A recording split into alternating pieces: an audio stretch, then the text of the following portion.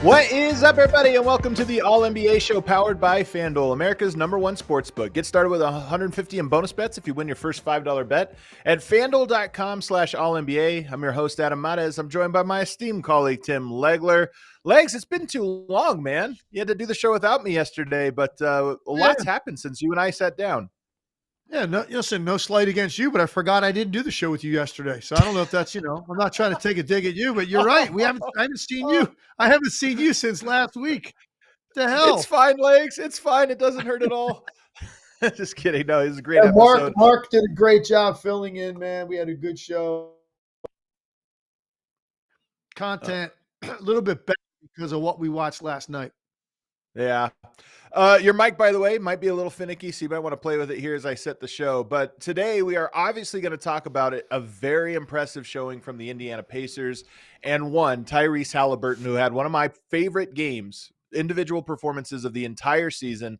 We're going to talk a lot about what went on in that game, what the Pacers are doing right, talk about the Knicks as well. And then later on in the show, we're going to look and play a little trick or tweet. Look at some of the tweets from last night from some high-profile individuals and say, do we agree or do we disagree? We'll also preview tonight's Wolves and Thunder game.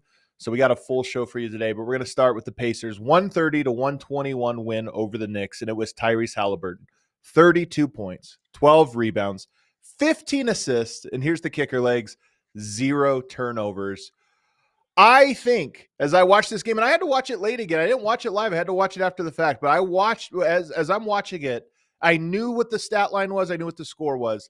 And it was even more impressive when I sat down to watch it because that was near flawless execution, flawless decision-making for 48 minutes from Tyrese Haliburton. That's what I saw. What did you see? So I said it on SVP last night after the game, and I think it's the best way to sum it up. I said that's as high a level as that position can be played in the NBA. Especially under the circumstances with what's at stake. I mean, that's an enormous game. They lose that game, you're now back to a best of 3 with 2 of those games being in New York. Very likely you don't win the series if you lose the game. So that's what's at stake, and it's a tight game. I mean, the Knicks, to their credit, even though they couldn't guard Indiana, the Knicks did enough, mainly because of the free throw line, to stay in the game and stay within arm's reach. And then you got Jalen Brunson on your team. Like it's precarious midway through the fourth quarter.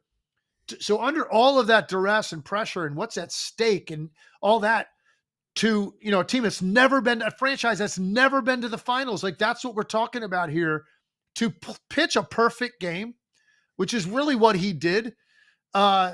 Incredible, man. And look, he's done this before with like the high assist levels and low turnovers, but to put it all together, the shot making from deep, the drives. I mean, he had a couple of really big drives in the fourth quarter where he had to finish over defenders. So he got creative on that. In addition to the ridiculous pace and just tempo he played with all night, it made every right read where the ball was supposed to go. No turnovers. By the way, you didn't even mention, how about we throw in 4 steals to boot? So, he's also creating extra possessions for his team. Tyrese Haliburton was sensational last night. And, look, he's been great throughout the postseason. And I really think, to me, since really, you go back to, February, and this guy's been doing this a lot. And I don't feel like he's had as many nights where he was quiet or passive, because he had some of those the first few months of the season. And it was almost felt like that was the barometer for their team. If he's passive, they don't win. If he plays aggressive, they win. And it was not always there every night, but it's been there every night, man, for the most part, for a long time now. And I think he's fun to watch. I think this team is as entertaining as any in the league. Agreed. The way that they play. And Haliburton is the main reason for that. I love the way the Pacers play. We're going to talk a lot about that because to me, it's almost like their style of play is as much a storyline as their ability because it's just incredibly fun to watch. But staying with Haliburton for now, you saw it in the very first possessions. He was going to be even more aggressive. Like you said, he's been great for the whole playoffs. He's been doing his thing. But this was a game that it seemed like he almost turned up his own personal aggression early. I'm going to look for that deep shot, but I'm also going to get to the rim. He just was pressing the issue every single possession early, and it was all working for him. And I even had this note early on in the notes I take. Are the Pacers this great in transition? The answer is obviously yes. Or are the Knicks a little bit bad in transition? Because coming into this game, the Knicks knew line item number one on the board was get back in transition. Not even on like fast breaks, turnovers, or whatever. Made baskets, get back. Don't let them get anything easy. But they did over and over and over again. And it was him pushing and leading the way. So I don't know if you had a chance to see the breakdown I did after the game last night, but to your point, I focused on Haliburton, but the first play I focused on, the score was 6-5. And Jalen Brunson gets one-on-one in the post, and he gets all the way into like he's within 5 feet of the rim, and he's single coverage. So I said, look, I stopped it right there. He's about to go off the floor and shoot a little 5-foot little half hook sort of shot. 4 Indiana Pacers defensively are below the foul line, so they're basically starting near their own baseline. And you got several Knicks higher than that, like in terms of getting down the floor the other way. Right. Ball goes through the net. Nesmith takes the ball out of bounds, and he's casual about it. He wasn't even like busting it. You know, some guys jump out with 1 foot, they inbound it. He didn't do that. He walked out of bounds with the ball. And I froze it because the 3 Knicks, I don't remember exactly who they were. And I know one was Mitchell Robinson, one was Brunson. Their first 3 strides, it might have been Anunoby. Their first 3 strides, they're kind of like going to jog mode. Like, do you not know who you're playing against? So the ball then comes into Haliburton. He catches the ball 20 feet up the floor, catches it, turns, looks up the sideline. Siakam had run out on the shot. Karl-Anthony Towns was back there with them, so he was guarded. Haliburton threw the ball up the sideline. Adam, like a laser. The ball probably covered 45 feet in the air. Hit Siakam, and by the time Siakam caught the ball, 4 Knick defenders were now behind the ball by 8 to 10 feet. And now Siakam's got one-on-one in the open floor against Karl-Anthony Towns, who obviously he wins that. Yeah, he wins that. That's a layup. So they scored. He laid the ball in with 20 on the shot clock. After a made basket in the post, they gave up a layup 4 seconds later. And I was like, oh my goodness. And that is exactly how Haliburton played the entire first half. Yeah. And he said it. I give him so much credit, man. He called himself out after the loss the other night because he felt like the fourth quarter, when they bogged down and the Knicks came back on them, he felt like it was all his fault. And it really wasn't if you watch the film. But his point is, man, I'm the motor. I can't ever like downshift. I've got to constantly be putting that thing into 4th gear and going all the time, even if nothing's there. That's how I have to play. And I didn't do that. And I let my team down, and he was probably too hard on himself. But you know what? He backed it up. He played with a level of stamina and tempo that was literally like you were just like blown away that anybody could play that fast every trip for an entire half. Yeah. And it set the tone for the entire game. And to your point, some of this is the Knicks too. Against this opponent, you cannot have those kind of lapses where you're not in sprint mode, especially your first 3 strides to get ahead of the ball. That's the key. And they weren't doing that too very well in the first half at all. Do you think they need to bring more pressure on Haliburton? Because he advances the ball. A lot of this is he gets the ball, outlets it, back to the sideline so he could turn and see the entire court as soon as he catches it. And then as he's attacking, he's usually advancing the ball. But he had a couple last night that were dribble. Like he had a few where he started, same thing you're talking about, 5 guys in front of him. And he'd get the ball and just sprint it up and pass 3 or 4 of them. And all of a sudden now you're in scramble mode. So do you think the solution is The Knicks just have to find Haliburton. Every time anything happens, find him in the backcourt, get chest to chest so he doesn't have a runway. I love this point. This is the main point with him. And it was my second play on the breakdown, which was Haliburton coming up the floor. And the very first person resistance he sees is Mikal Bridges, who is in his own. He was in basically his own, where Haliburton's front court, right? So he's over half court. He's only 40 feet from the scoring area before he sees anybody. And here comes Haliburton. He's got 20 feet of space at least to get a running start at Bridges, who's now like backpedaling. And now he comes off one little brush screen. He goes around to the right side. Like 3 Knicks are now scrambling to contain him. And this was a play in which Tony Bradley set the pick and dove to the rim. And on the weak side, Josh Hart was guarding Nembhard. And Josh Hart had to go all the way into the lane or else Bradley's going to get a dunk because of how fast Haliburton came off. And Hart did that. And Haliburton throws a rope to the other side, hits Nembhard right in the chest, bangs a 3, and it goes to the net. And Josh Hart shrugged his shoulders, put his palms to the air, heavens, like, what are we doing? Like, that was the simplest thing in the world. And it was all because he didn't get jammed up at all. Now, if they go on to win this series and Oklahoma City finishes off Minnesota, this is not what Haliburton's going to see in the next round. Right. He's going to see, Wallace, 80 feet up the floor. He's going to see Caruso. He's going to see Jalen Williams.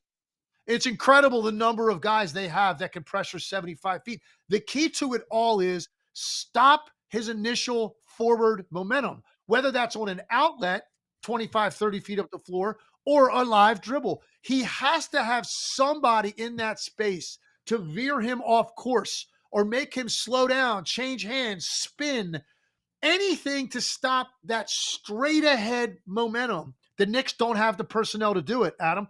Who's going to do that? Well, really, Bridges is a really good defender. He's not a 75 feet pressure guy. I just named 4 guys on OKC that can do it. He's not that guy. Anunoby's too big and like thick. He's a good defender, but it's more about strength with Anunoby. Different type. Yeah. So maybe Josh Hart, maybe. I mean, Brunson certainly can't do it. So is it McBride? I don't know who it is, but I don't think they've got the personnel. Campaign. I'm talking about a totally different level defender in the next round if they end up playing Oklahoma City. I don't think the Knicks have the personnel to do what I'm saying.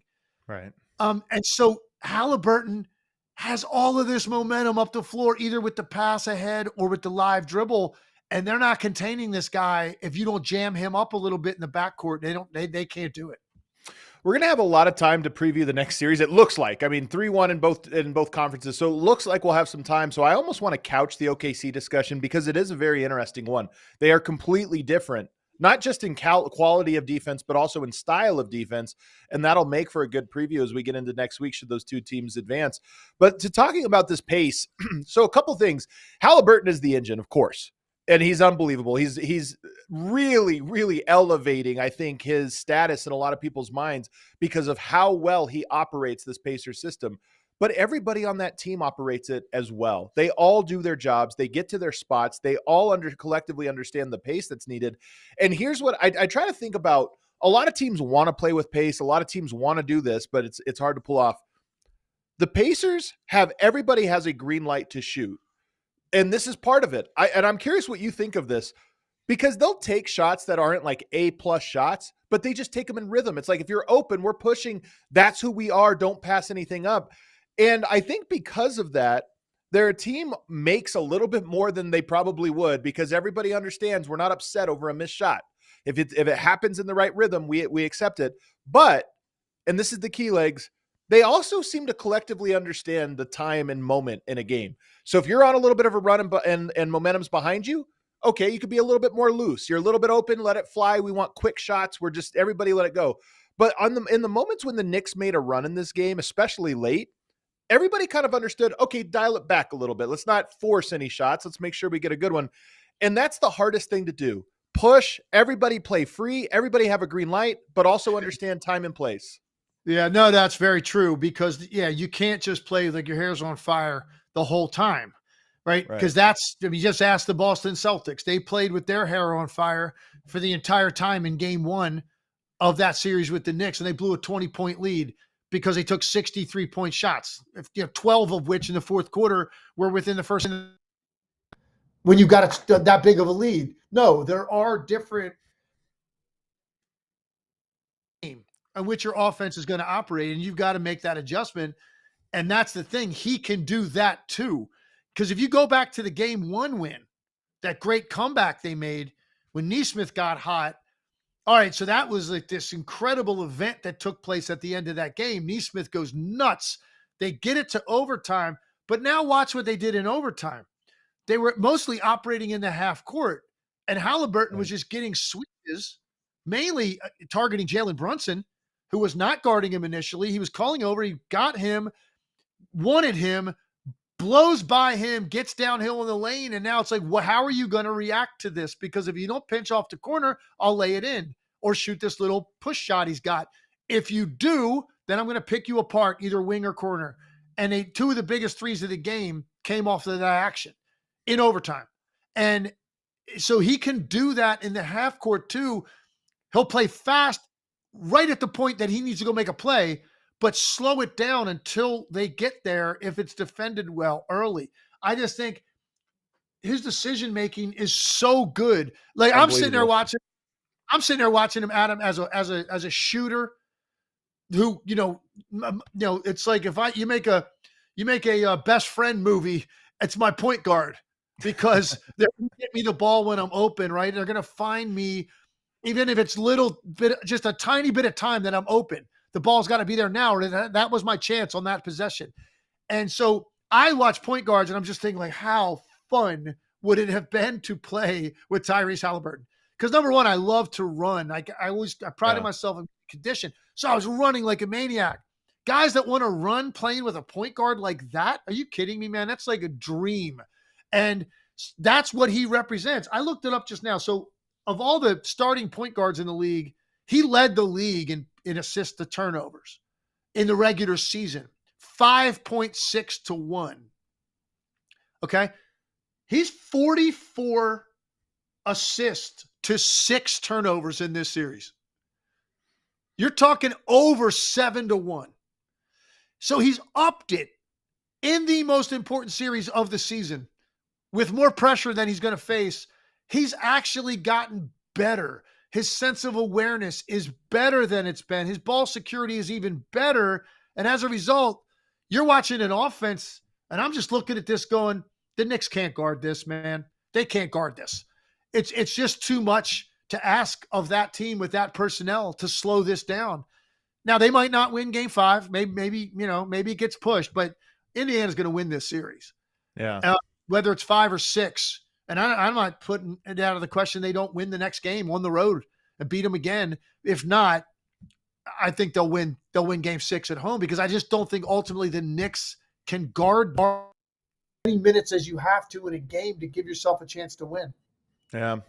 And your mic is being extra finicky with you today here, Legs. You pissed it off on the road somehow. That's weird because I'm not even touching it. My left hand is You're breathing on it away from the mic. I'm not touching it. The fan is on or something. It's blowing it. I don't know what it is. It's just grouchy today. But I'll tell you, here's another thing about Haliburton, because I'm with you, man. Austin Rivers on his podcast had a really great point the other day where he said, guys are training the old NBA where everybody's trying to add some like 4 dribble moves and to do different things. The way the NBA is trending, and it's not true for everyone. Superstars still get to do what they want. They still get the ball in their hand. They can do whatever. You need those skills. But role players more often than not now have to be great route runners, not running backs. It's like you have to have a good route. How do you play off ball? How do you set up your cuts and everything? Because when you have a Tyrese Haliburton, it's all about getting to your right spots and reading the court alongside with him. Because if you can do that, he's going to find you for easy buckets. And that's what the Pacers do. Their players run good routes. They move just so well within their spots and within their principles that it makes his life easier. And he's just incredible at it. And here's what I love, Legs. And I'm going to make a bold statement on Haliburton because there's players like Luka, Jokic, LeBron, Trae Young. There's some great passers. I think Tyrese Haliburton is the best in the NBA at setting up the pass with things like shot fakes, pass fakes, jumping in the air. He had one yesterday, and I put this on Twitter. It's in transition or in a pick and roll in like semi-transition. He comes around the corner to the elbow, elevates into his shot, into a shot fake, fakes the bounce pass, the pocket pass on the roll, goes back into a shot fake, jumps in the air, fakes it to the corner, and drops it off at the rim for Miles Turner to just kind of basically an alley-oop. Five fakes in the course of 1.5 seconds. I mean, it was pull up, fake, pass, drop off. And he just does it every time to where you're guarding him. You can't tell which direction he's looking or going. You're just constantly off balance. And he does it every play. These little things, pass fakes and shot fakes to set up the pass. I remember the play vividly. And so to give people a little insight to kind of how, I go about my job this time of the year. So I'm sitting in a room watching the games with SVP and Stanford Steve and the producer, and we're watching the game together. I have a notebook out in front of me, and I'm writing a line item pretty much every trip for each team, just some notation so that when I go back later, I can find what I want, piece it together, and tell a story. It was obvious early that it was Haliburton. Like, Haliburton's the story tonight. Like, this dude came out tonight like he's supercharged. And of course, I'm writing Knicks stuff down too. Just, you never know. Knicks could win the game. Then I'm going to talk about the Knicks. But it was obvious this is going to be Haliburton if the Pacers win. So normally I might have 4 plays I liked from the first half, let's just say, on a particular player. Do you know how many I had last night? So I send these to a guy that cuts my tape, and I try to give him a heads up so he's not scrambling at the end of the show to put it together, because I'm on the air like right after the game. So I was like, halftime, I usually send him some plays. Just, hey, man, get these clipped off. I might go to these later. Normally it's like 4.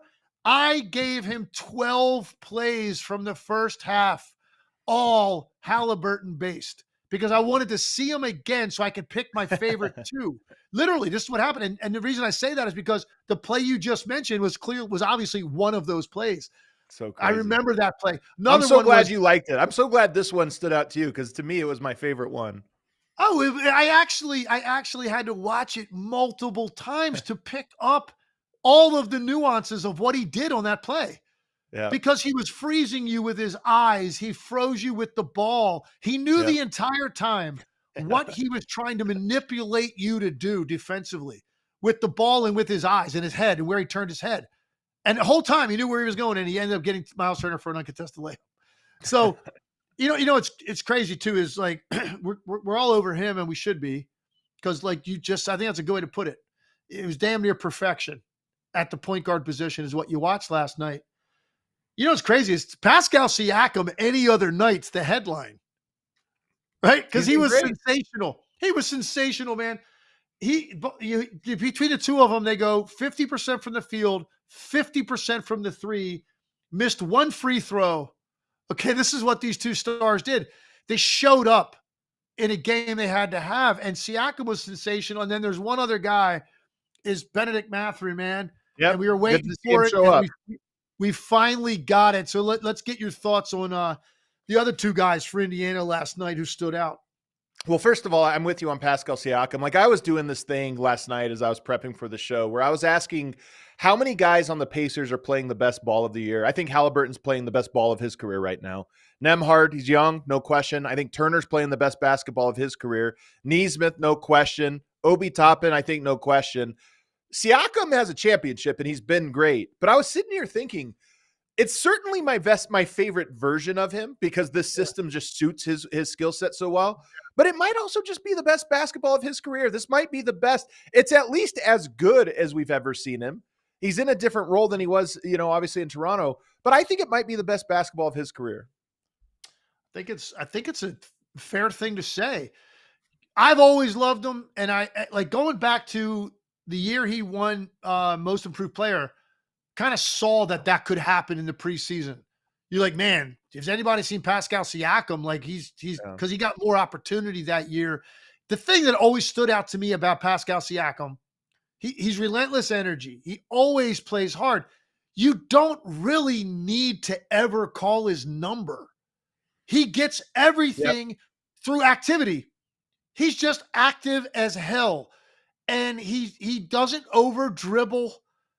You know, the most he ever dribbles is when he catches it and he's got a smaller guy.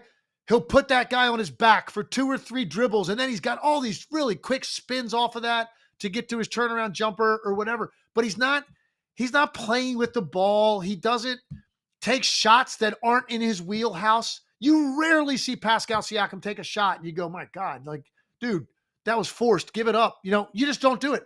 Everything seems in the flow. Everything is efficient. And so to your point, is he playing the best basketball of his career? It's the second most points he's ever averaged in the postseason, but the only year he averaged more than this, Toronto got beat in the first round. Yeah, it wasn't their championship year. Their championship year, they had Kawhi Leonard. They had Fred VanVleet, Kyle Lowry, right? So, and he was very, very important on those teams. The impact on this team and the primary role that he has is much more significant.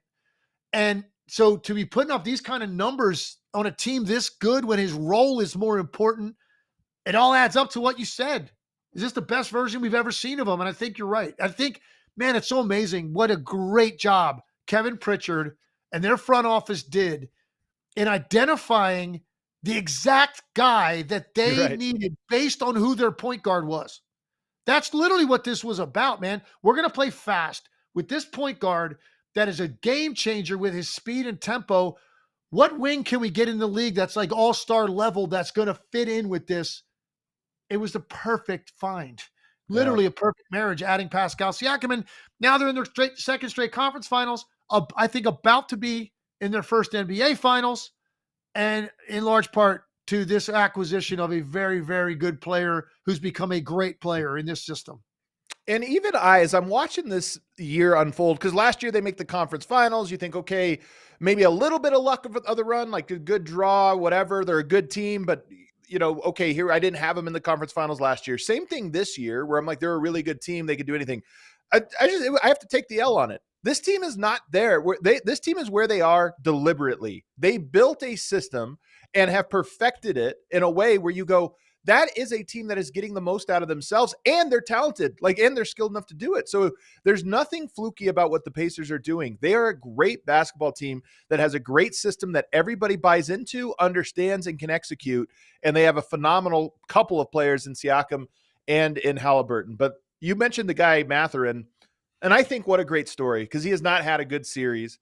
He was a guy that a couple of years ago you looked at and said, okay, where's he in the pecking order of guy prospects on this team? And very top of the list or near the top. Now he is a role player. You know, he's kind of fallen, quote unquote, fallen to a role player. And he's had not a great series, but man, what an impact he played last night. And what I liked about it, Legs, his role last night fit perfectly into what they were doing. He was using quickness to get into the teeth of the defense and score within the flow of the offense. And he's done this before. It's not like the first time he's ever done it, but in this series, you just see what an extra punch it gives you to have another scoring, very quick guard when the balls pop in the way it is, who can get in and get those buckets. And 20 points in 12 minutes last night was a complete game changer. Let me put it into context for people that maybe weren't following as closely about Benedict Mathurin, or maybe they don't watch the Pacers a lot. So in the previous 5 games of the playoffs prior to last night, in 5 games total, he had 15 points. He averaged 17 in the regular season. Okay, so Think about what I'm saying. He was a complete non-factor. He had disappeared. And one of the reasons he's able to do what he did last night, Rick Carlisle, with all his experience, and I think this guy, man, if he gets this team to the finals, I mean, my goodness, if he were able to win a championship, he's going to go down as one of the greatest coaches of all time. Because remember, he had the Mavericks team that beat this super team in Miami that no one thought could be beaten. He beat that team too. And if he were somehow able to get this team to a title and beat Oklahoma City, I mean, Rick Carlisle is now cemented as one of the greatest of all time if he's able to do that. Regardless, even if this team gets to the finals, it's an incredible accomplishment.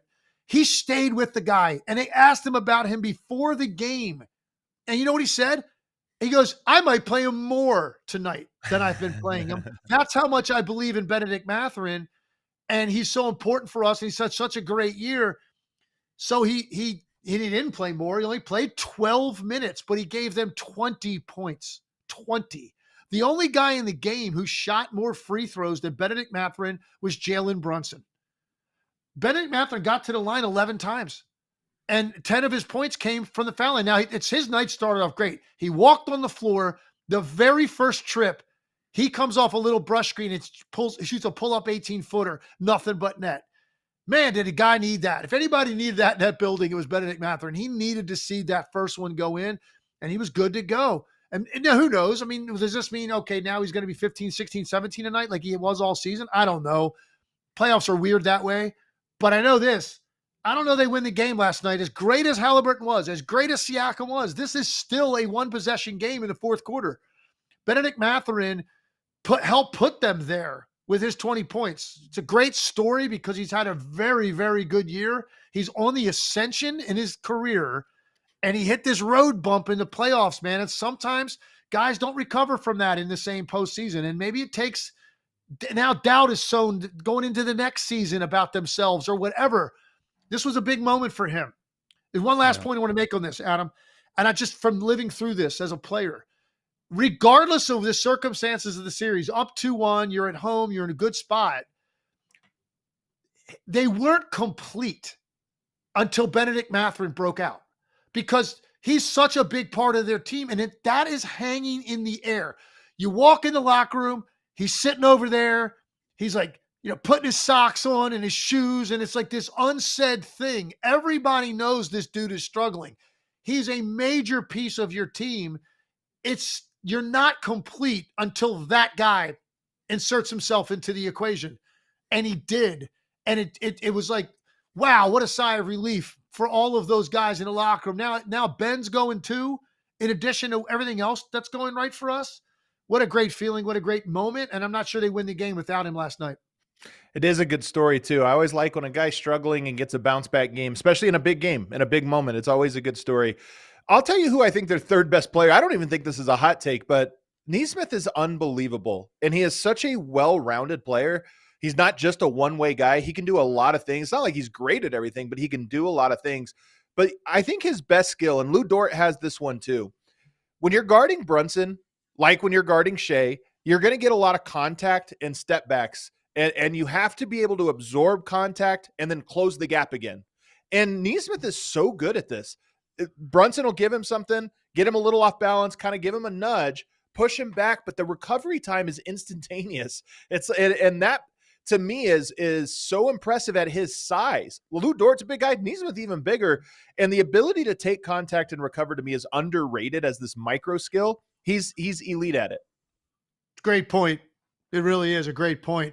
He and Dort are very similar in that the difference is less is asked of Dort offensively, so he may even have a little bit more energy to expend defensively. Like Lou Dort can play entire games and maybe take 3 shots, and you're like, man, what a great game.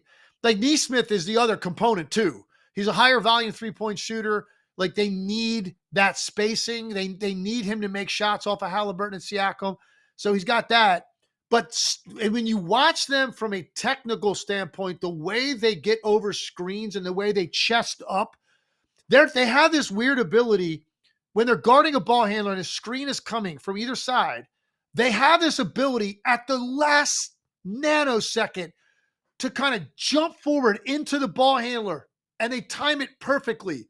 Because if they're a little bit late doing that, they're going to get screened, and now the ball handler's coming off that screen, getting the switch or turning the corner. If they go too early, right, they have a chance of the guy actually rejecting the screen, crossing them up and going the other way, and now 2 defenders are taken out of the picture. They time it just right, where it looks like they're about to be screened, so the ball handler's definitely going that way, and then they jump forward and they're able to get that lead shoulder over the screen and stay with the ball handler and continue to ride their hip. It's a lot of want to, man. There's a whole lot of want to, which is why most guys aren't very good at it because it's freaking hard and it's tiring and you take hits and you get knee to the thigh and all kinds of crap happens on those. That most guys are like, man, that's just switch. Let's just switch this. Like, right. Not guys like Nesmith, not guys like Dort. They stand out in that regard. It's really incredible, like to watch them do it. And look, Brunson had a really good game, man. He had 31 points, got to the line 12 times. Here's what's crazy for the Knicks. They got 94 points out of their starters. The Pacers got 94 points out of their starters. Yeah. Benedict Mathurin basically equaled their entire bench by himself. But the starters offensively can't play much better for the Knicks. Yeah. And they still lost the game. And they gave up 130 points, even though the Pacers were taking the ball to the net quite a bit themselves. Their offense is too good for the Knicks. That's what it comes down to. And too good for most teams, not just the Knicks. They're high-powered, man. They're firing on all cylinders. There may be only one defense out there that's good enough, and maybe they're going to see them in the finals. I think they will, and it'll be such a fascinating matchup if they do. I mean, like I said, I want to save that for next week because we're probably going to end up having a couple off days to preview that one, which will be nice. But I do have one last thing on this game, and it's kind of a funny one for you. Last time you and I were together, I think on Friday of last week, we talked about Carlisle saving his challenges and the Tim Legler school of how to make a challenge. Only in the fourth quarter to save fouls or points or this or that. Carlisle used one last night in quarter one. I was calling him out. I was sitting in that room and I was calling him out. I was like, Rick, don't do it, man. These things are gold. They're gold. I thought it was so funny right after we talked about it. What was the play? It was the Brunson play, right? Brunson and one. First of all, and one, and it was Obi Toppin who fouled him, who you're not like worried about Obi Toppin fouling out. Right. I remember the play. I swear I remember this, and I'm sitting there going, because I'm sitting in those people in the room knew my stance on the last one because I was big on that point because I didn't hear anybody else making that point that night. Was like, they don't win this game one, if he doesn't hold on to that challenge. And then he got another challenge. He won the second one when the ball was tipped off Brunson's finger in overtime. So they end up I don't know they win the game if he didn't have that. Because think about it, if he didn't have that challenge in that situation in game one, they're going to go down 7 with 29 seconds left. They're not winning the game. Yeah. So when he did that, because I watched the replay and I'm like, I don't know, man. Like Brunson sort of did grab his arm, but I'm like, there was contact though before that. Yep. And you know what it is, man? Who knows? Maybe Rick didn't get enough information from that second row fast enough. I don't know. Because I was dude, what are you doing? Quarter. No. It was still the first quarter, and it was Obi Toppin. It wasn't like you're saving one of your guys. You're still Obi Toppin. He also had another one. I mean, Rick Carlisle's been incredible, and he's helped build this team and establish it. Like, he deserves a lot of credit. It's funny that I'm nitpicking him here, but he also called a timeout at the 3-minute mark when Haliburton got Karl-Anthony Towns switched on him. Do you remember this? 3 minutes to go in the game. It's starting to get a little tight. I think it's like 6 points. Haliburton gets Karl-Anthony Towns on the perimeter, and you could just see he's licking his chops. He's playing with the ball. And Carlisle calls a timeout, and Haliburton turns eyes wide, and he's looking at him like, are you kidding me? I just had the perfect setup. I liked it. I'm telling you, I liked it. And I'm trying to see. You liked the timeout? I loved it. Okay. In fact, I'm trying to see where that was because the Knicks had just scored. Yeah, it's around 3 minutes. I'm looking. I got the fourth quarter. Play-by-play here, and I don't see that timeout. Around the 3-minute mark in the fourth quarter? No, I don't. Look. Oh, here it is. You're right. I'm sorry. 3:06. Josh Hart had just scored to make it a 6-point game. Yeah, it was the closest it got. And the Pacers had a couple of haphazard possessions. Yeah. So they scored, and I was like, I might consider a timeout right here. And then they didn't call it. So they come up the floor. He gets the switch, and then Carlisle called it. It was 12 seconds on the shot clock. I remember that. Plenty of time. But oh my God, the look on Haliburton's face. But I'm saying to myself, all right, man, this is a very important possession. 12 seconds is plenty of time to come out of the timeout and run really good action. It's not like he called the timeout with 5. There were still 12 seconds left, but Haliburton, you're right. He knew he got what he wanted. He's about to go to work on Karl-Anthony Towns, either going to shoot one of those step back threes or blow by him and make a play. They call the timeout, and actually, right after that, Nembhard missed a jumper. Pascal Siakam missed a tip. Miles Turner got the offensive rebound and he got fouled and made 1 out of 2 to put him up 7. So they end up scoring on that possession off of 3 shots. But Haliburton was like, listen, man, you got to You got a Ferrari right there. And I compared him last night to a Formula One race car. Like, that's how he was playing. He doesn't want to downshift. And that timeout made him downshift. And he didn't like that. Like a pit stop right now. You kidding me? I'm about to win the checkered flag, man. You're gonna make me go over there, change my tires. That's literally the look on his face. It was pretty classic, actually. Yeah. I just love, we talked about this a couple weeks ago where I said, we were talking about individual bias in media, this or that. And I said, the thing for me is I really love the game, and I love the game because I believe it to be this great mix of individual talent and team talent, where it takes it's not either one of those things at any time. It's always the tension between individual and team brilliance. To me, the Pacers nail it. They're like the example to me. I'm not saying they're the best team, because you could win in multiple different ways. But my favorite way is when a whole team of 5 guys just kind of shares a brain and operates the same. And the Pacers, this is their style all the time. And usually they hit 70, 80% efficiency in terms of everybody being on the same page. In this playoff run, it's like they're peaking. They're all in such harmony that it's my favorite brand of basketball to watch. And I get excited every time they're on TV right now. So check this out. You're not going to believe what I'm about to tell you. Of the 16 teams that ended up making the playoffs after the play-in was over, Indiana Pacers are the only team I did not see live. Oh, wow. The curse of legs. I didn't see him live all year, and I've been high on them. I've been talking about the Pacers for a while. So if they do get to the finals, that's the first time I'm going to see them live, because I'll be in the building for all those games. So I'm looking forward to it, man, and looking forward to, if it is Indy OKC, we don't hate getting ahead of ourselves, but I mean we're both pretty convinced, I think, how this is going to go. Yeah. Certainly tonight. I think OKC ends their series tonight. Indiana, wouldn't be shocked if it dragged on to this game 6. That's not going to surprise me. I think they're going to win it. But these are 2 great environments. I do know that. I haven't been to Indiana this year, but I know what that environment is like right now. So I can't wait to just see what that looks like in person in front of that home crowd. OKC, I've called 3 or 4 games in Oklahoma City this year. So I already know how great that environment's going to be. And it's the ultimate, Adam, if we get there, it's the ultimate contrast. Yeah. This defense with all that personnel and ball pressure against this offense and this particular point guard. Man, it's just fascinating to watch them try to slow this team down, and the different looks that Haliburton's going to get as opposed to what he's getting right now and what he's gotten throughout the postseason. If we get there, it's going to be an incredible showdown. It's a lot of fun. Before we go to break, though, I want to give a shout out to my guy, AOP_NBA on Twitter. He's been helping out with our social media, sharing some really cool graphics. If you haven't been follow both of us, AOP_NBA, as well as the All NBA podcast on social media, because we've had some really cool stats, and I'm going to fire him off. He sends them to me every game. He's like our own all-city stats and research here.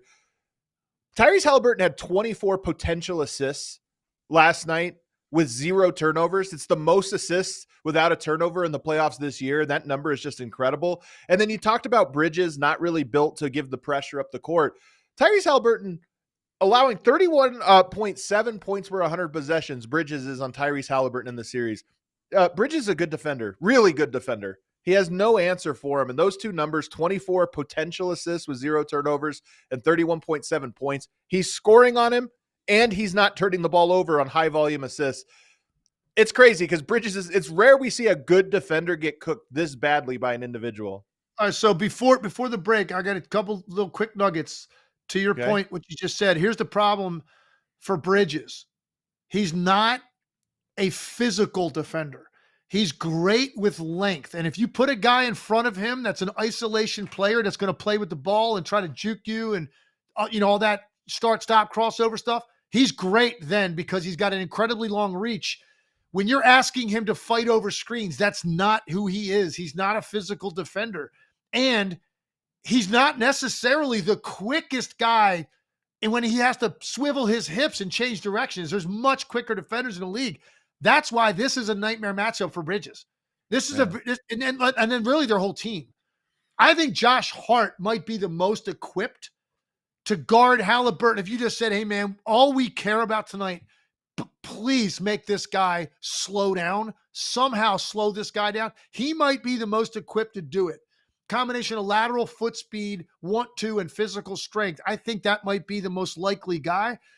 It's still not what Oklahoma City has. And so they're at a disadvantage. And one last thing, and I hope this is the right guy, but earlier, I can't find it now, but Mark Jones, I believe it's the Mark Jones, my colleague, guy I called a lot of games with this year from ESPN, was in the chat and just giving us a shout out how much he's loving the podcast. So I hope it's Mark Jones and not somebody impersonating the great Mark Jones. I hope we're not getting that, because if that is the Mark Jones, what's up, partner? I'm glad you're listening and enjoying it, man.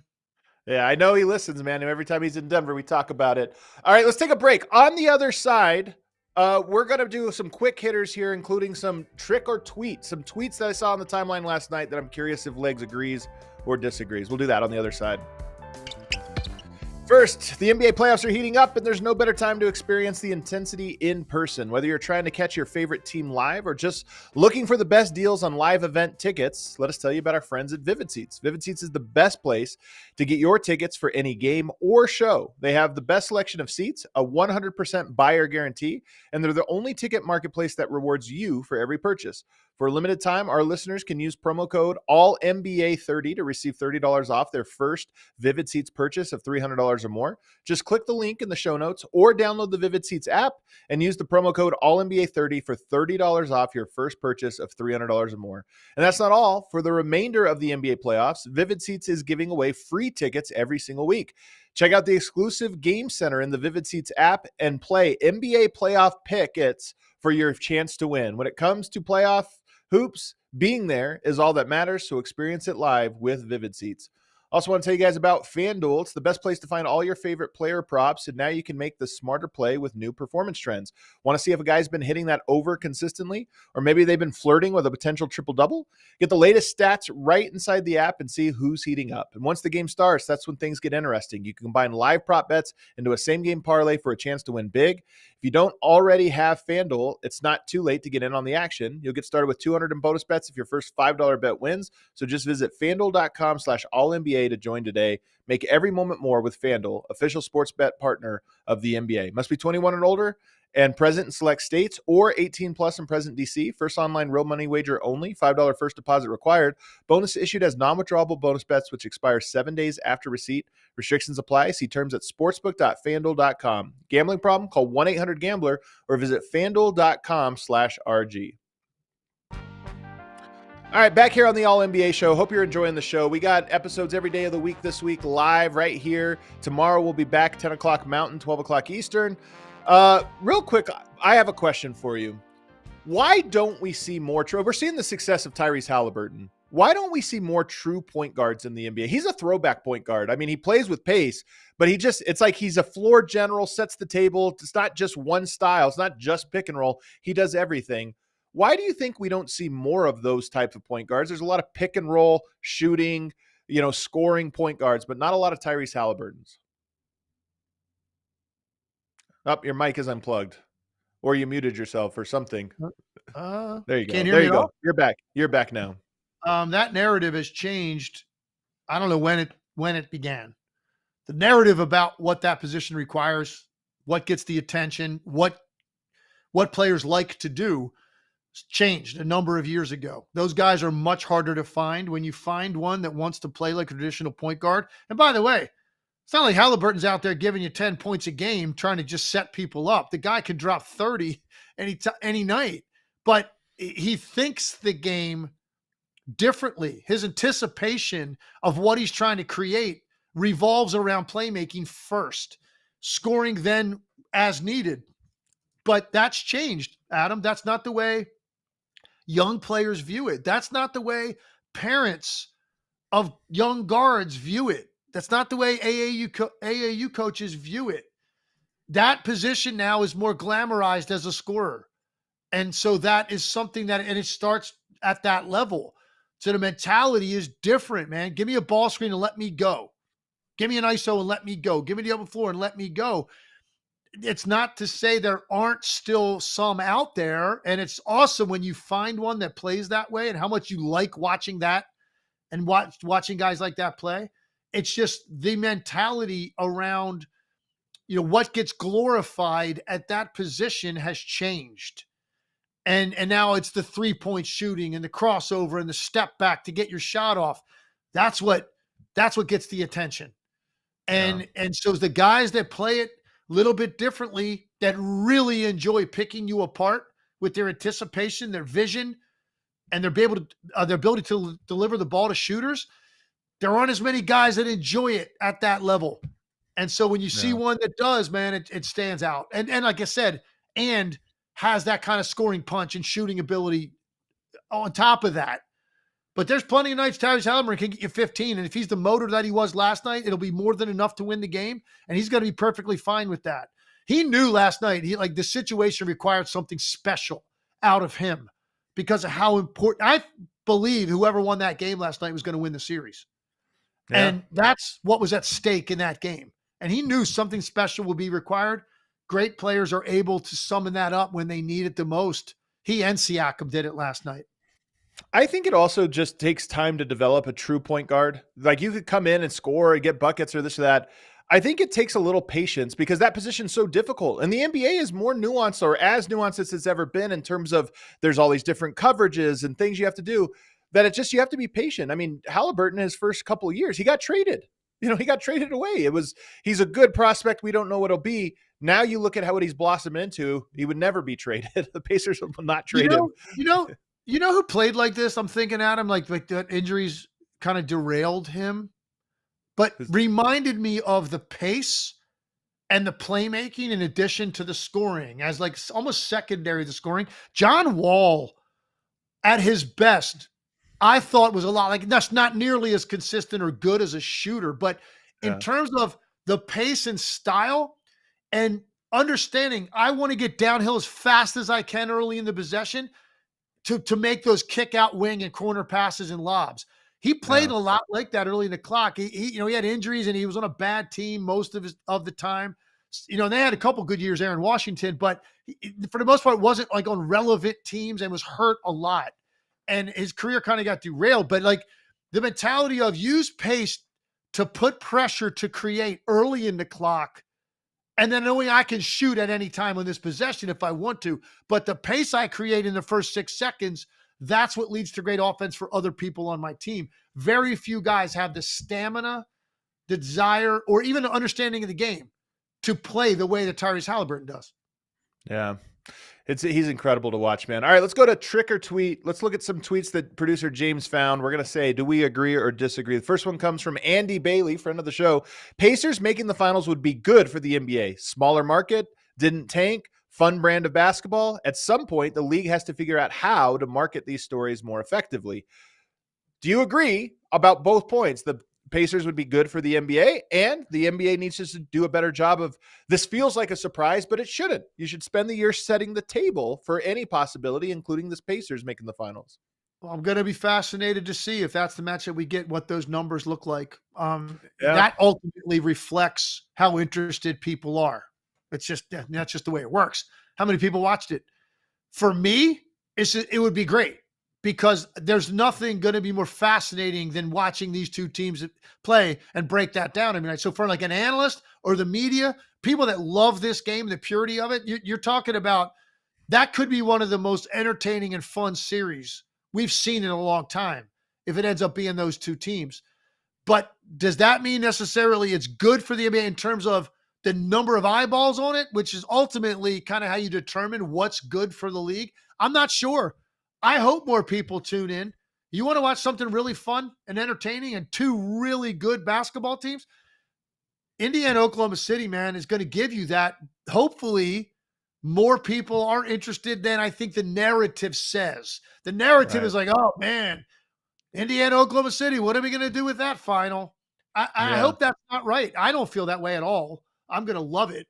But I hope the narrative's wrong, man, and I hope the numbers surpass what people are expecting it to be if you get those two markets involved, because it's a great brand of basketball.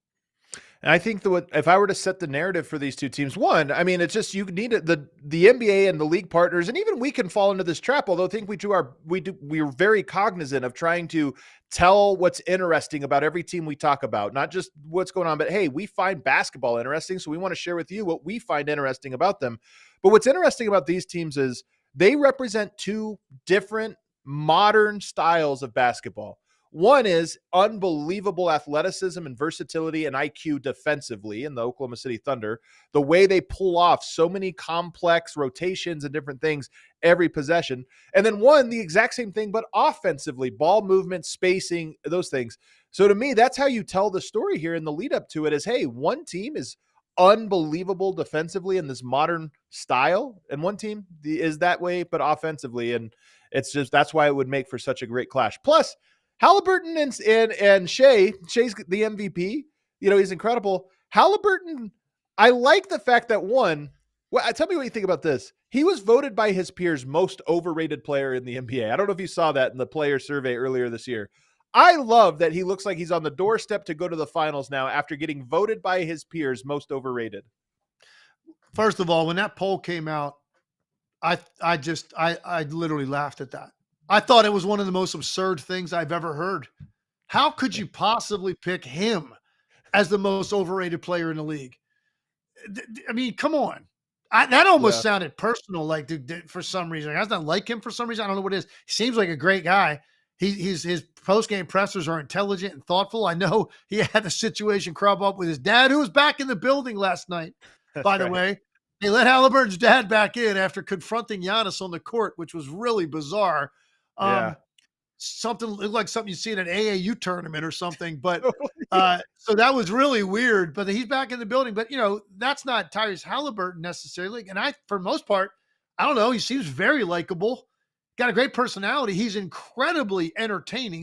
That's the other thing I was thinking about for Indiana Pacers fans. Like, not only did they get this right by acquiring this player and his talent, and the way he's impacting the game, we're talking about that. He's also fun as hell. Like, you also get that. He's not like just a really efficient, good player that's like, nah, okay, doesn't really do it for me. Yeah. He is so fun. Their team is so fun. So, I don't know why anybody would vote for him as overrated. I don't get it. It's not like anybody was saying he's an MVP candidate. So right. I don't know what you're talking about. Like, where have people put him that the conversation that somebody would think he's overrated? That's confusing to me. I have a theory on it, Legs, and it's the guy who cooks you the most that you hate the most. So I do think there's a little personal, it's a little personal. But then two, when guys are guarding somebody and they're giving you fadeaway bucket, you're guarding Kawhi Leonard and he's hitting fadeaways at the elbow. It's like, I'm getting cooked. But then when you're guarding somebody who sets up a pass fake and is doing everything and then drops it off, you look back and say, oh, somebody else got cooked. That wasn't me. But the truth is, it is you. It's everybody. And that's what Haliburton's doing. He's cooking the court. He's like working it around. And guys almost feel like, that wasn't him. That was just this team thing. That's a hell of a theory, man. I kind of like that one, actually. I'm telling you, it's what it is. All right. What else we got here, James? Wilder Adam says, I can't wait to see what Terrence Shannon Jr. does Game 5. He's showing signs of someone who can become one of the best players in the 2024 NBA draft class. Of course, now talking about the Timberwolves here. What do you think here? Well, first of all, I did his first summer league game in Vegas. He was the best player in Vegas that I saw. He was just physically in a mismatch, overwhelming the guys that were on the court in Vegas. Yeah. And when I did a Minnesota game early in the year and I talked to Chris Finch and he was hurt at the time and I didn't bring him up. I didn't even ask a question about Terrence Shannon Jr. Chris Finch, in the course of an answer about his team, this was probably December. So we're 2 months in. He said, oh, and we're going to get Shannon back soon. And he had a great camp. Can't wait to get him back. So he clearly had plans for him to be in the rotation. Injuries sort of put that off to the side. He was not able to get a consistent rhythm in the rotation this year. He's barely been used in the postseason, which guys shorten their rotation anyway. So if you didn't have a full regular season, you're probably not making the postseason rotation if you're a reserve, because he's learned to trust other guys a little bit more, and they don't trust very many people in the playoffs. And he's given him a shot. he's played well in the minutes he's gotten. I love the dude's relentlessness. His confidence level is off the charts. He's a walking bucket. He gets to the line, plays hard defensively. There's no doubt in my mind, regardless of what happens tonight and how long this series lasts or whatever it may be or what he does tonight, he's going to be in their rotation next season. And he's going to have a chance like next year to open people's eyes. I think about one of the most, quote, improved players in the league. And you look at that, it's really just his numbers and opportunity are going to go significantly up. So you're going to go, wow, the guy averaged 2 points a game and now he's averaging 12 points a game. Yeah. But it's really because of the opportunity. But I think his relevance on a very good team is going to be felt next year. I think he's going to crack that rotation, and I think he's going to play minutes for them. And the guy can score per minute played. He gets it done. What else we got, James? A couple more, I think. Brendan Vogt says, maybe a trendy pick now. Siakam, the Pacer, has a strong case for most overlooked player in the NBA. It's another guy who does so many things, so he's not like hitting you with one, oh, as a shooter, or he does this. He does so many things. I think he might be right. I don't know if there's a single guy that's most overlooked, but man, Siakam is a guy that is just a great basketball player. So you're telling me they have the most overrated and underrated players on the same team? That's pretty incredible. And everybody else is just rated. Exactly. Yeah, they're just rated perfectly rated. Yeah, he's great. Do we have another one, James? Is that it? One last one. Dan Devine says, is Mikal Bridges' first 4 NBA seasons, he took between 30 and 45% of his field goal attempts at the rim. During this regular season, it was down to 20%. In these playoffs, it's 19%. The constant fading away, literally and figuratively, has been a real issue. He had one last night, legs on the break, where the ball came like over the top. He has a layup, took a dribble away, turned around, turned it into like an 8-foot fall away. I was like, what the heck was that, man? I'm going to explain this to you very simply.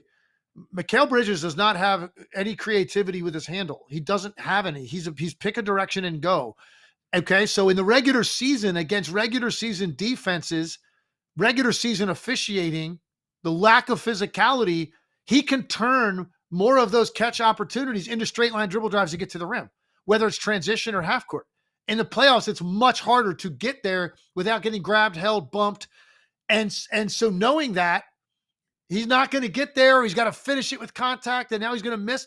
So, and he's not going to change directions on you to get there because that's just, he doesn't have that kind of handle. So what does he do? He goes to that lean back, pull up jumper because he can get that off damn near anytime he wants. And that's really the answer to that question. It's limitations in his own game with his handle and his physical strength that make it harder for him to play through this level of contact in the playoffs and still get to the rim. So he goes to the next thing that he can do, which is a little fade jumper because he's got great length and a really high release, and he can get that off against anybody. All right, cue that outro music for us, James. We went a tiny bit long here today, but man, an hour of jam-packed basketball discussion. I can't believe we fit a lot into that hour, man. Well, man, this is the greatest. I mean, this is the greatest time of the year, and there's just such great storylines associated with this. And what we watched last night out of that particular player at that particular position deserved that level of conversation, man. I agree, man. I hope you guys all enjoyed it. We are back tomorrow because there is another game tonight, Oklahoma City versus Minnesota. I think we both think Oklahoma City closes this out. But you know what?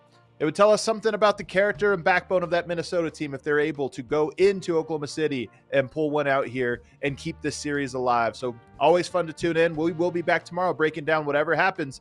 Hit that like button. Make sure you're subscribed. We'll see you tomorrow.